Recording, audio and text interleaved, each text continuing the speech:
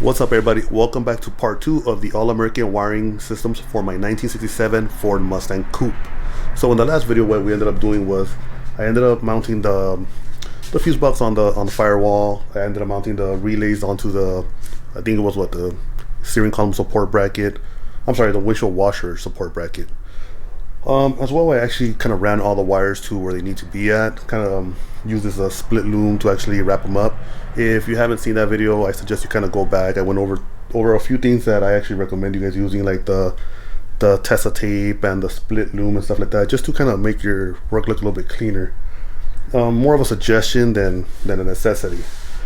But yeah, so part 2, what I'm going to start doing is I gotta get this wiring harness from under the dashboard to the engine bay, or there's a proprietary harness that connects from under the dashboard and goes into the engine bay. And what we're going to start doing is we're going to come out the firewall, and then we're going to try to kind of like lay out the wires where they go, because as you can see, I don't have any of my sensors on the car just yet, like my temperature switch.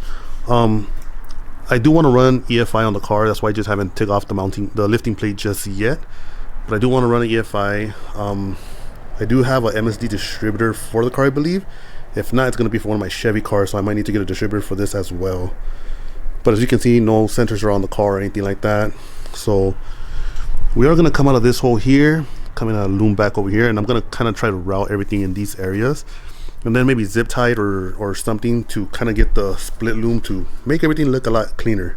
My idea of this engine bay is I want it to look, not modified, but I also want it to look clean, the least amount of wires, the least amount of zip ties, not too much, hardware, not flashy. As you can see, it's very subtle, flat black. We got some polish down there on the headers with the radiator. Everything's like kind of like nice and toned down. That's just my style with this. So really quick, let me pull out the wire harness that we're going to be working with, and then I'll pick up the camera, and then we can kind of go over more or less, I guess, a plan to how we're going to go ahead and tackle this and how neatly we're going to start running this. Alright, so really quick, looking at the instructions, so here we are at page 16 and 17, and this is basically all the layout of the engine harness. So got the engine harness right here, part number 510466.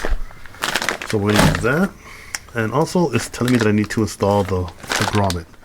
Now the grommet, I was looking for it because it tells you here to look at page 4 being here, and it says it's T.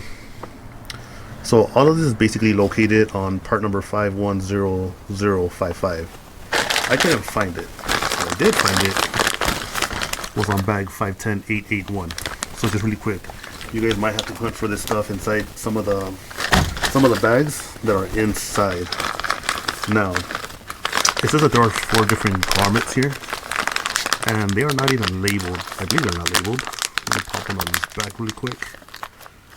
No, they're in fact not even labeled. So I'm just gonna have to pop out all 4 of the grommets and figure out which one is right.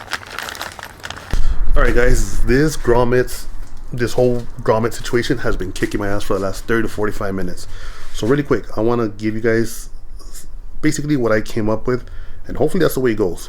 So the kit comes with 4 grommets. You're only utilizing 3 out of the 4, well, at least only 3 out of the 4 are listed on the instruction manual. Really quick, let me show you guys. These are the 2 that I have not installed just yet. I'm going to let you guys know this is the smallest one. This is going to be used for your blower motor. No doubt, they actually showed you on the instructions that there's only 2 wires that will be going through this.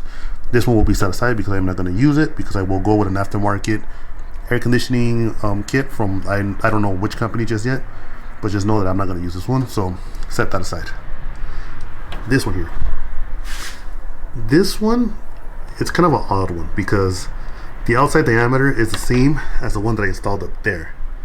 The one up there fit perfectly.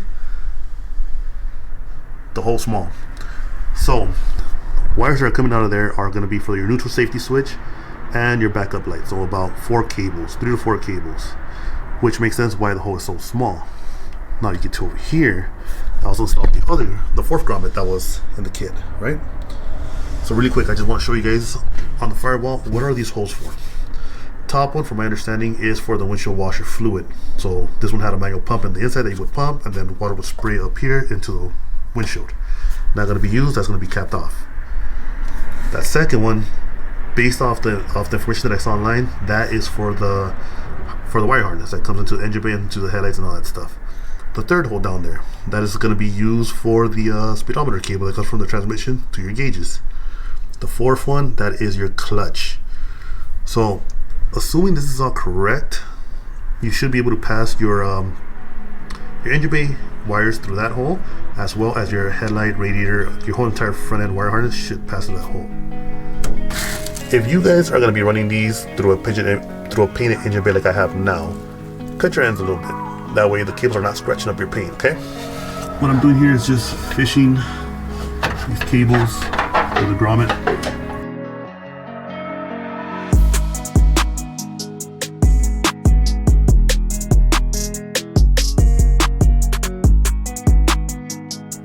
So after poking all the wires through the firewall, basically what I'm doing here is just routing some of these cables to basically where they're going to be terminated. You know, like the temperature switch. One thing that I did do was the electric choke, which is the one that's in my hand now. That one, the car's going to be, hopefully it's going to be EFI'd, so I'm not really going to use it, but I still went ahead and I ran it just in case, like down the future, if I am going to go back to carbureted, it will be nice that I have an electric choke wire already ran through the engine bay, as opposed to having to run, you know, separate wires and stuff like that.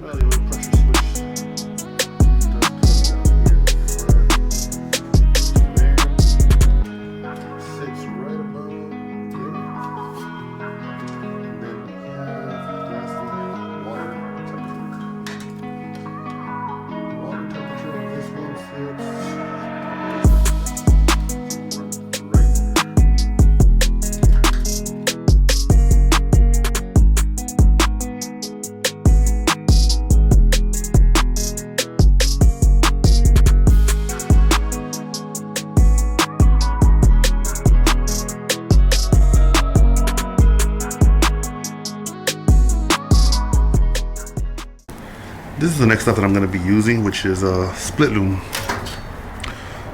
think it's pretty nice. So this one actually basically wraps on itself. So you put the cables inside, let it go, and it wraps on itself like that. Now to make your ends look a lot cleaner, you would put what is it, like that heat shrink tube. So I think what I can do right now is I can still get one of my bigger heat shrinks. I'm about to pull it through all of this cable that I just did. I should have done that originally. Set it at the edge and then start fishing this. So my heat shrink tube should be at the edge of the entrance. So it'll be like that. And then here where it splits off, you can either tape it. I don't think I can get a split loom there. I don't think I can get a heat shrink there.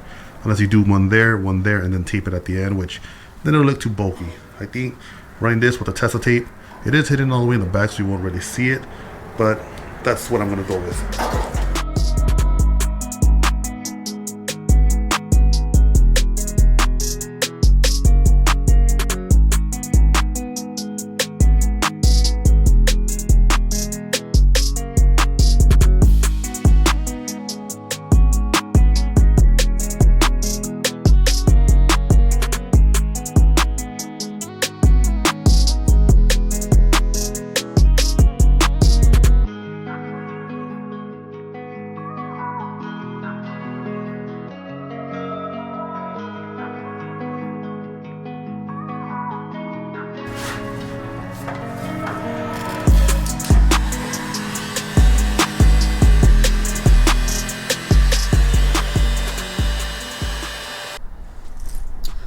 Alright,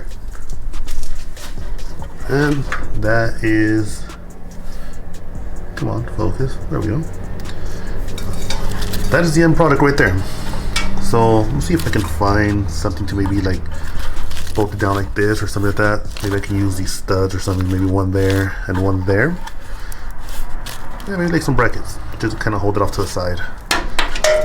Do that on both sides. Do one in the front, two in the front actually, one on each side, and then two in the back on each side. And then the back should be pretty good. That should be good hanging there. If not, I'll find one of the hardware maybe to these Yeah, maybe to that one. So I'll probably bolt that onto that, and then that'll basically hide right here behind the booster and all that stuff. And as you can see, that's how it goes on the inside. As I mentioned, these are going to go up and over across, and they have to go out that way to the battery, or to the fuses I should say. Now on the inside, I think we're going to finish off this video with this. These plugs right here are from my basically my dash harness. So that is the one that's gonna have to go to the power cable that goes to the battery and to the alternator and stuff like that. That's that one. And this other one is that one. That's the one that goes to the engine bay, the one that we just finished up looming. So really quick, I don't have too much light down here, but as you can see, there they are right there. All that we have to do is connect those, these two right here, to those two right there, which are the ones that, as you can see, come from the engine bay and to there. So hard to do with one hand, but one will go there, and the other, as you can see, will go there.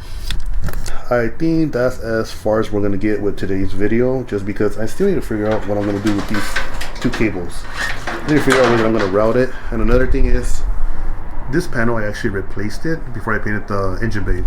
And there's these two mounting holes down there, right?